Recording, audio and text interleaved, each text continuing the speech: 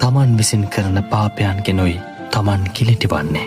තමන් විසින් පව් නොකිරීමෙන්මයි තමන් පිරිසිදුවන්නේ. පිරිසිදුවීමත් අපිරිසිදුවීමත් කියන්නේ පෞද්ගලික දෙයක්. කෙනෙකුට තවත් කෙනෙක් පිරිසිදු කරන්න බැහැ. සියලු සංස්කාරයන් සංකතයි. හට ගැනීම නැතිවීම වෙනස්වෙමින් පැවතීම යන ලක්ෂණ 3කින් යුක්තයි. ඒ නිසා සංස්කාරයන් ගැන කලකිරෙන්නමයි වටින්නේ. චතුරාර්ය සත්‍ය අවබෝධ නොකළ නිසා ඉපදෙමින් මැරෙමින් සංසාරයේ යන මේ සියලු සත්වයෝ දුකින් දුකටම පත්වෙනවා.